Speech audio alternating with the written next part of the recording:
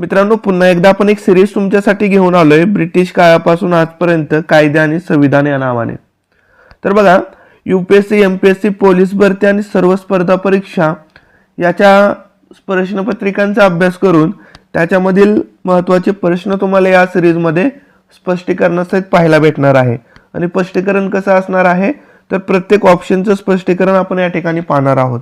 तर बघा, आजच्या या व्हिडिओमध्ये आपण रेग्युलेटिंग ॲक्ट 1773 याच्यामधील जे 50 प्रश्न होते त्याच्यामधील 10 प्रश्न आपण पाहणार आहोत. बघा, पहिला प्रश्न तुमच्या समोर आहे, रेग्युलेटिंग ॲक्ट कधी पारित झाला? तर ऑप्शन बघा, पहिला आहे 1765. तर यावर्षी अलाहाबादचा तह झाला, पण हा ॲक्ट नव्हता, हा ॲक्ट आला नव्हता. त्याच्यानंतर बघा 1773 हे योग्य उत्तर आहे. कुठलं? 1773. ब्रिटिश संसदेने कंपनीच्या नियमनासाठी हा पहिला कायदा केला होता. कंपनीच्या नियमनासाठी केला होता, हा मेन उद्देश होता. बघा, हे लक्षात ठेवा. पुढे बघा, पुढचा ऑप्शन आहे 1784. पिट्स इंडिया ॲक्ट आला होता. ठीक आहे, 1784ला, हे पण लक्षात ठेवा. आणि त्याच्यानंतर 1793 या वर्षी पहिला चार्टर ॲक्ट पारित झाला होता. ठीक आहे, तर चारही ऑप्शन आणि त्याचं स्पष्टीकरण आपण अशा प्रकारे पाहिलेलं आहे. प्रत्येक प्रश्नाचं स्पष्टीकरण आपण असंच पाहणार आहोत. बघा मित्रांनो, पुढचा प्रश्न आहे, रेग्युलेटिंग ॲक्ट 1773 भारताच्या संविधानिक इतिहासात का महत्त्वाचा मानला जातो? तर बघा, ऑप्शन काय काय आहे. पहिल्यांदा भारतात सुप्रीम कोर्टाची स्थापना झाली. बघा, ह्याच्यामुळे पहिल्यांदा भारतामध्ये सुप्रीम कोर्टाची स्थापना झाली, पण हे जे आहे हे मेन उद्देश नव्हता त्याच्या मागचा. पुढचं काय आहे, ब्रिटिश संसदेने पहिल्यांदा ईस्ट इंडिया कंपनीच्या कारभारात हस्तक्षेप केला. तर हे बरोबर आहे. गव्हर्नर जनरलला व्हायसरॉय हे पद दिले गेले. तर हे कधी दिले होते? 1858ला दिले होते. आणि कंपनीचा व्यापार पूर्णपणे बंद केला. तर हे कधी झाला होता? 1833च्या कायद्याने कंपनीचा व्यापार पूर्णपणे बंद झाला होता. ठीक आहे, तर बघा, सुप्रीम कोर्ट आहे हे महत्त्वाचे पाऊल होते, पण संसदेचे नियंत्रण हा मेन पाया होता, म्हणून आपला ऑप्शन 2 बरोबर असणार आहे. ठीक आहे, ही गोष्ट लक्षात ठेवा. पुढे बघा, पुढचा प्रश्न आहे, रेग्युलेटिंग ॲक्ट 1773 नुसार बंगालचा पहिला गव्हर्नर जनरल कोण नियुक्त झाले? तर बघा, पहिला आहे लॉर्ड कॉर्नवालिस, हे 1786 मध्ये नियुक्त झाले होते. तर ठीक आहे, हे तर नसणार आहेत. पुढे आहे वॉरेन हेस्टिंग, तर बंगालचे शेवटचे गव्हर्नर आणि पहिले गव्हर्नर जनरल होते, म्हणून ऑप्शन क्रमांक बी आपला बरोबर असणार आहे. पुढचं काय आहे, लॉर्ड वेलेस्ली, तर 1798 मध्ये कार्यभार स्वीकारला होता ह्यांना, त्यामुळे हे पण नसणार आहेत. आणि लॉर्ड डलहौजी हे 1848 मध्ये आले होते, तर त्याच्यामुळे हे पण नसणार आहे. तर ऑप्शन आपला जे बी आहे हे बरोबर आहे. पुढे बघा, पुढचा प्रश्न आहे, रेग्युलेटिंग ॲक्ट 1773 अंतर्गत किती सदस्यांची कार्यकारी परिषद स्थापन झाली? तर पहिली संख्या दिली बघा 3. तर ही संख्या 1784च्या कायद्यात करण्यात आली होती, पिट्स इंडिया ॲक्टमध्ये.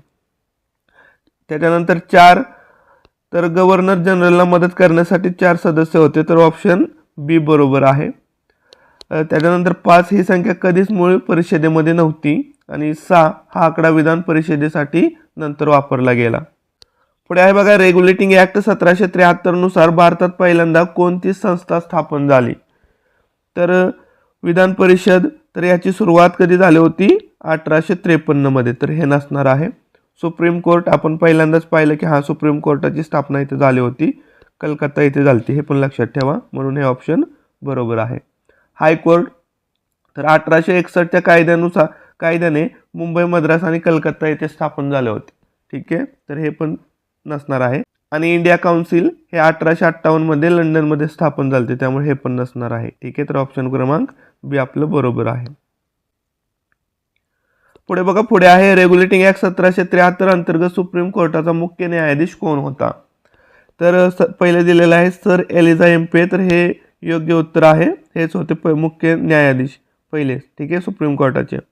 दुसरं ऑप्शन दिलं आहे विल्यम जोन्स, तर हे भाषा तज्ज्ञ होते आणि न्यायाधीश पण होते, पण मुख्य नव्हते, त्याच्यामुळे हे बी पण नसणार आहे. थॉमस मुनरो हे मद्रासचे गव्हर्नर होते. आणि जॉन मॅकफर्सन यांनी हंगामी गव्हर्नर जनरल म्हणून काम केले होते. ठीक आहे, हे नंतर झालं, त्यामुळे हे पण नसणार आहे. पुढे आहे बघा रेग्युलेटिंग ॲक्ट 1773चा मुख्य उद्देश काय होता. तर पहिलं दिलेलं आहे की कंपनीचा व्यापार वाढवणे, तर हा मुख्य उद्देश नव्हता. कंपनीच्या कारभारातील भ्रष्टाचार थांबवणे आणि ब्रिटिश सरकारचं नियंत्रण प्रस्थापित करणे, तर हा मुख्य उद्देश होता बघा. म्हणून ऑप्शन क्रमांक बी आपलं बरोबर असणार आहे. ठीक आहे. याने काय केलं होतं, कंपनीच्या अधिकाऱ्यांच्या निर्बंध सत्तेला लगाम घातला. ठीक आहे. जो भ्रष्टाचार वाढत होता त्याला लगाम घातला या कायद्याच्या द्वारे. तसंच स्वातंत्र्य देणे, भारतीय राज्यांना स्वातंत्र्य देणे, तर हा काय विचार यात नव्हता. आणि राष्ट्रीयकरण, कंपनीचे पूर्ण राष्ट्रीयकरण कधी झालं ते 1858मध्ये.